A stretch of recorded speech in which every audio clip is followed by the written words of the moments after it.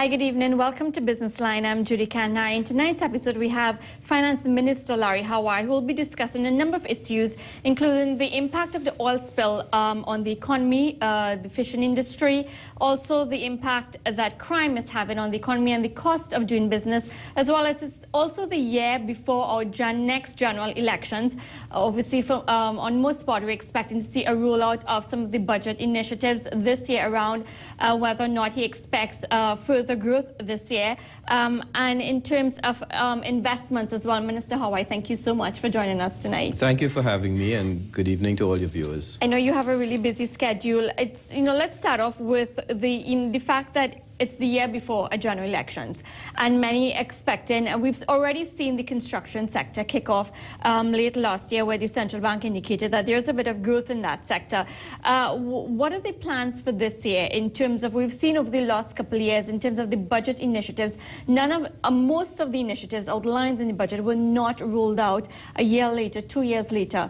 But the year before an election, many expect that we will see a lot of these promises being rolled out, obviously, conveniently just before the general elections. Well, actually, to implement some of the initiatives taken in the budget normally takes quite some time. For example, for example, we may introduce, let's say, a tax on, let's say, motor vehicles, for example. Not only does that need to have certain kinds of approvals obtained by way of the normal processes that take place in the public service, but we also need to go to COTED in order to get the agreement of all the other countries in CARICOM before we proceed. So that normally things like these take some time before we can actually roll them out and implement them properly. And therefore, sometimes there's some delay in actual implementation of some of the initiatives in the budget. But that's just like maybe one example, but the other initiatives outlined. And the thing, I think what most people get upset over is the fact that there's never any sort of communication. The government never communicates to say, okay, we promised this, but it has not been done because of certain factors. And yes, you outlined that some things take a while. You do have to get approvals and stuff. But, I mean, do you think that there should be some more level of communication with the public as to where these initiatives are? Well, the thing is that, certainly there's always the opportunity, I suppose, the need to continue to communicate more and often on a continuous basis. But and most of the initiatives that have been read in the budget have actually been implemented. The Guardian newspaper actually ran a report last year where, the only big thing that, in a sense, wasn't completed, but which couldn't be completed, was the construction of the aquatic center and the cycling velodrome and so on. But that couldn't, simply because of the time it takes to get this construction completed. But most of the initiatives would have been put in place. One of the big ones, I think, that has created some problems in terms of actual ease of implementation would be the one that dealt with the tax-free provisions that we were allowing for certain types of construction. But I think we've been able to iron some of those things out. So the private sector did not take up that initiative just yet under that construction program? Well, they've started. They've started to, so they will get the benefit. It's just that the actual implementation, there's been a bit of a lag in terms of the actual implementation of the initiative, but we will ensure that, people who are entitled to it and who made the decision would get the benefit of it. So I don't think it would be that much of a problem. But if you look at all of the other issues, you'd see that based on the report card, I hadn't checked it myself, but when it came out in the newspapers, I was pretty glad to see that, in fact, most of the things had been done. The economy has actually started to grow, and we started to see the effects of that from last year. I think we need to be very careful in terms of analyzing the data for the economy as a whole. Sometimes we look at the total and we say, well, look, the economy has only grown by, say, 1.3%, 1.4%. But in truth and in fact, the non-energy sector would have grown by way in excess of 2%. What has held back the growth last year would have been the maintenance work in the energy sector. And because the energy sector accounts for over 40% of GDP, a change in output in the energy sector will create a significant impact on the overall total as a whole. And therefore, because of that maintenance work, but that isn't an economic policy issue. It has to do with maintenance and engineering issues. What had happened is that in light of the oil spill that took place in the Gulf of Mexico, BP took a decision throughout the world to do significant maintenance work and on all of their facilities. And the maintenance work which was done this year was quite substantial, quite extensive, and that would have impacted. But if you abstract from that, the rest of the economy is going at a pretty strong rate, and I expect that rate to continue during 2014. In fact, we expect the overall rate to go up simply because the maintenance work has now been completed. But since the maintenance work, like you say, it's now done, but now you have the issue with the oil spill. What sort of impact do you see this having on the wider economy and the energy sector in particular as well? Well, I'm not seeing it as very significant. Remember, we produced a little over 700,000 barrels of oil equivalent a day, of which about 80,000 represents oil and about 650,000 odd would be gas, which we convert to an energy equivalent. So that overall, the effect of the spill will not be very significant on the economy as a whole. I think of greater concern to us would be the issue of what is happening in terms of oil prices into the new year, which is the thing that we're going to be monitoring very closely. And of course, how the industry is evolving over time, the gas industry as well as the oil industry. And those are more longer term issues, but they're the ones that we probably want to focus on. What about the financial impact this will have on Petrotrin and the state-owned refinery? Also, last week, former Energy Minister Conrad Ennell said that there's this drive, and we know the Energy Minister said that he wants to push the exploration, oil production, basically. But former Energy Minister Conrad Ennell is saying that it is risky to do that, given the fact that Petrotrin really needs to upgrade its infrastructure. And if the Minister Ramnaran continues to push Petrotrin to do so, to produce more oil, then there will be more oil spills, basically.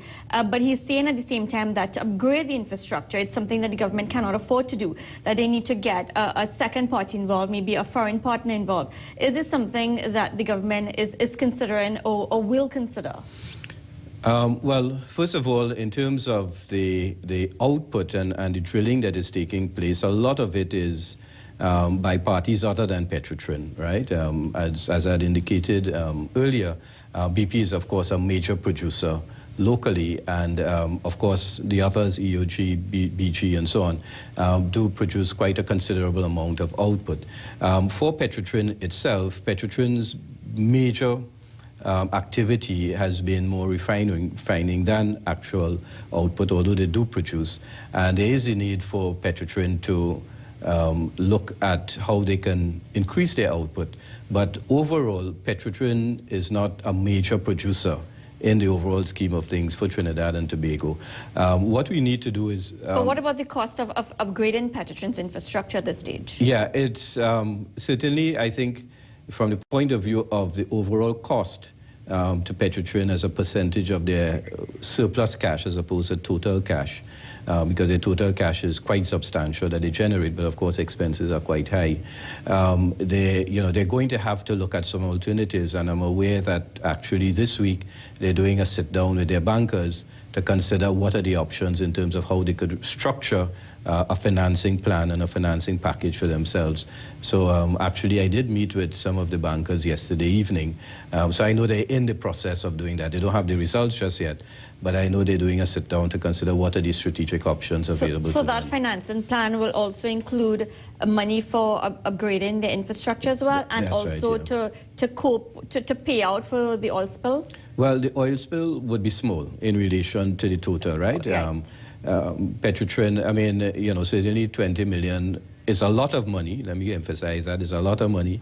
But in the context of Petrotrin's cash flows, I don't think it would create a very significant problem for them. In any event, I think that they may be able to offset some of the expenditures incurred in the cleanup against the actual penalty that they have to pay. Exactly the mechanics of how that works, I'm not quite sure. But overall, even if they weren't able to do that, the total number is not a big number for them. So what do they need the money now for under that financing plan? Basically a number of things. One is, of course, to enhance their cash flows to facilitate further production, as there had been indicated, and also to deal with some of those issues that had been identified of their upgrade of their infrastructure. The thing is, of course, that you don't need to do all of the upgrade immediately. You know, you can prioritize it and do it in a particular kind of way. So all of those are options that they're considering at the moment. We'll continue our conversation on Petrochin. Finance Minister Larry Howai will be back right after we take a break, and Business Line will be right back.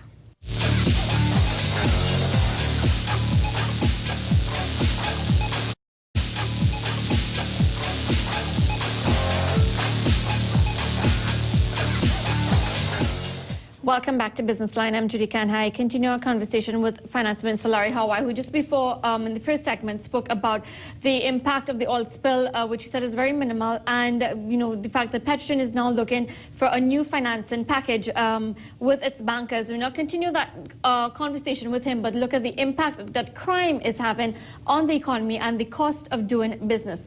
Minister Howai, we've seen since the year started that there's been basically several murders on any given night.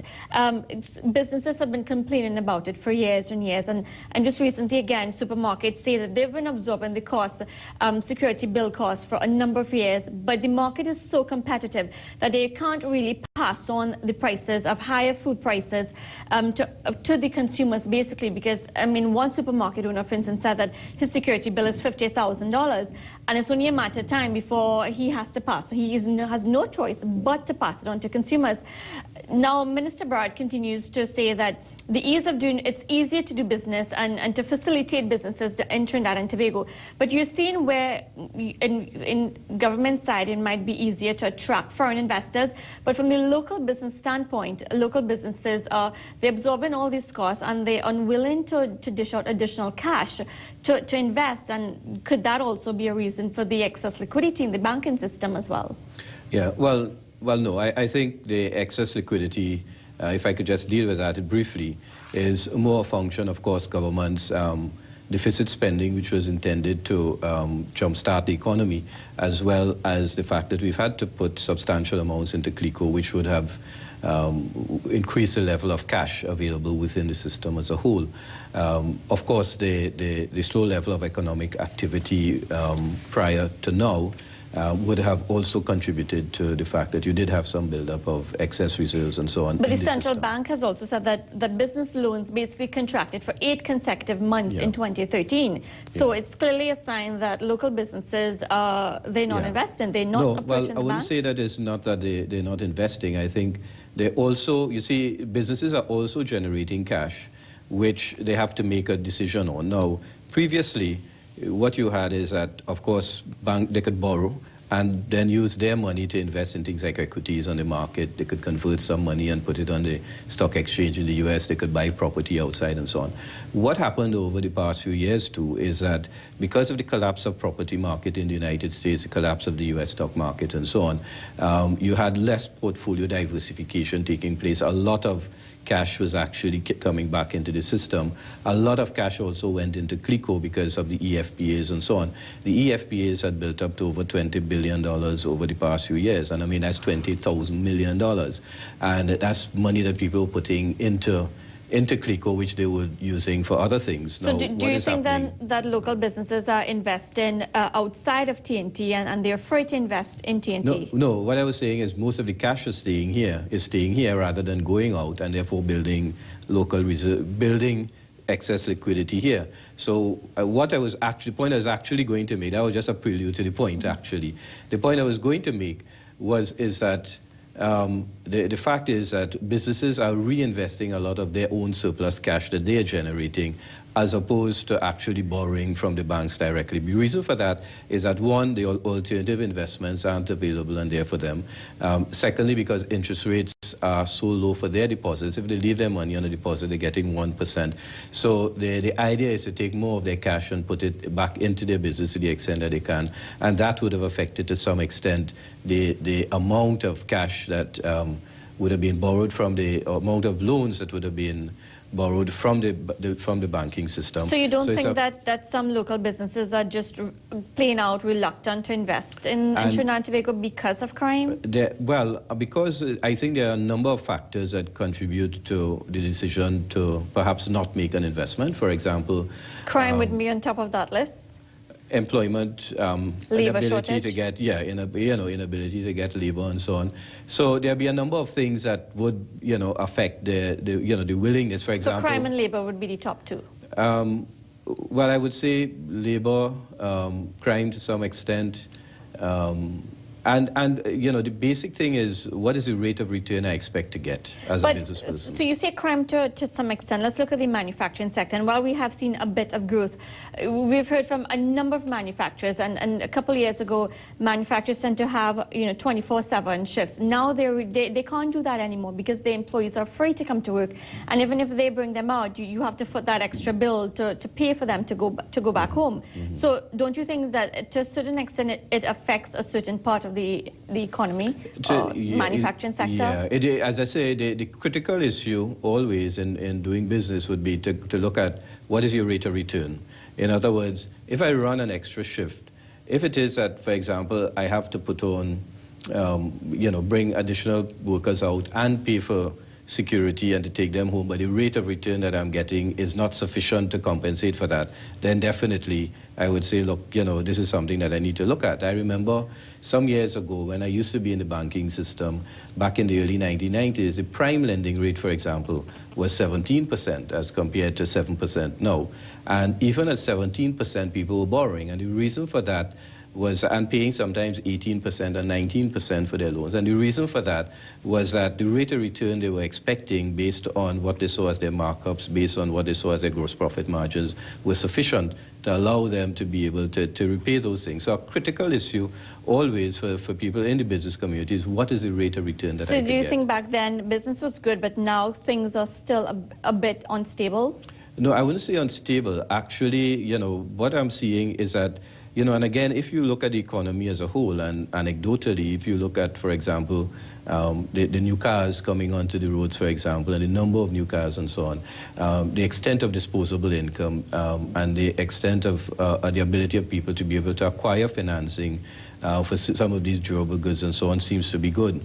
So, and the fact that people are investing in some of these assets means that people continue to feel that they're in a position where they can do so and they feel comfortable about doing it. What about, are you concerned about the astronomical security bill that some companies are paying, that they have to foot just to secure their business? And what sort of impact do you see this having on the cost of doing business in TNT? Yeah, well, certainly one has to be concerned with anything that increases the overall cost of doing business.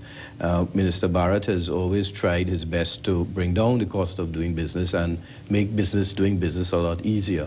So certainly anything that impacts on the overall cost of doing business is something that we have to look at, because we want to make particularly our manufacturers much more competitive, and particularly in the services sector, we want to continue to encourage the development of that sector, as well as the financial services sector in particular.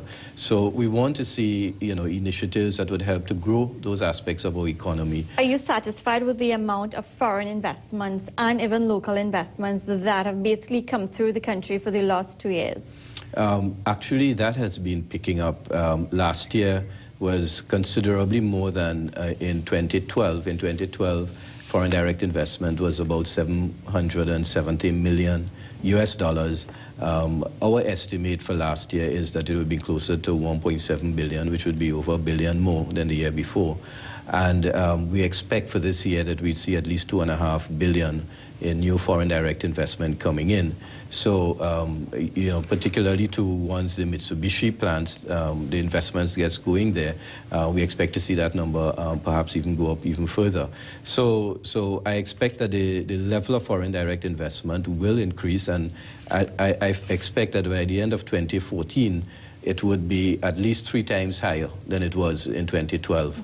So that is one of the positives that I'm seeing for 2014. Okay, thank you, Minister Howai. We just have to take a quick break. When we come back, we will discuss, find out exactly from Minister Howai, when can we expect the other state companies to be enlisted on the stock exchange, and also the status of several empty government buildings and the maintenance cost of these buildings, and what's the government's rental bill at least every month. Business Line will be right back.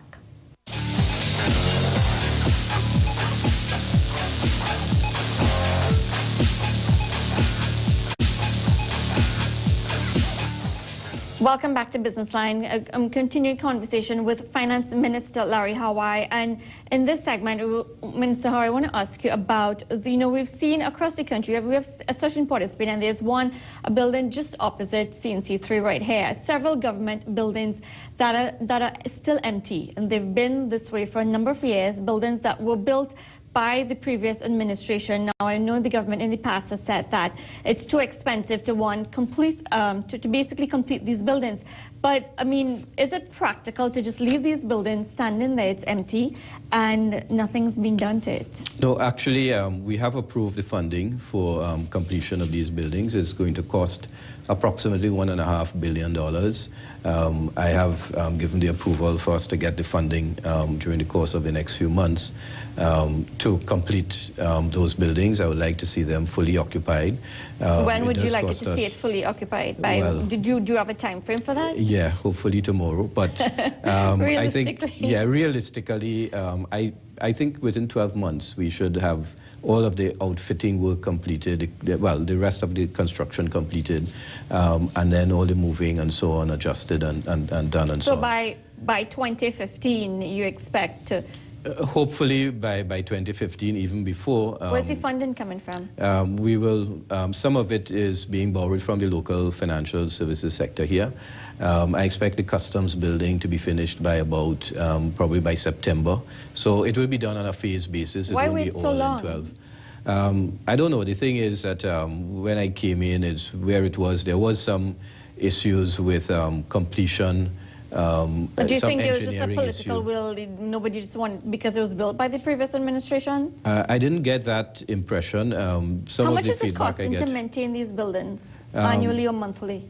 No, there's no money has been spent on them in the last 12 months. Since I've been there, we certainly haven't approved any funding for them. But there must be some cost to having a new building just sitting there. Yeah, lights are on as well. You mean? Well, they're not. I don't think electricity is connected, at least to the campus building. But the thing is that where there is a cost, there's an opportunity cost. In other words, we're paying rent somewhere, and also there's an interest cost for the building itself, and that's the big cost that we need to consider. So the issue is, I don't have the exact cost off the top of my head, but the buildings itself had cost us about $3 billion. So it would be some figure of maybe 5% per annum on. So you have those interest costs. you're coupled with the fact that you're paying interest costs on these buildings in addition to paying rent. That's right. That's right. Not practical. So we need to move quickly to bring it to a... Why not, so can you give an average as to the monthly rental bill that the government pays? I'm not quite sure. I think it's like about $200 million a year that we would pay. So I think that is something that we need to, and that's why I said, look, we need to move right away to get this thing completed. But of course, there are all the engineering things that to be dealt with, all the other internal issues that need to be addressed. But I expect that, as I say, we've been pushing them to get it done from the Ministry of Finance. So hopefully within the next 12 months, we should see it completed on a phased basis.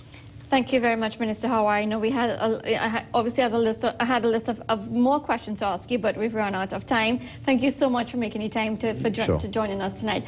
Well, that's a wrap for this week's episode of Business Line. I'm Judy Kanhai. Have a great night. I'll see you back here next week.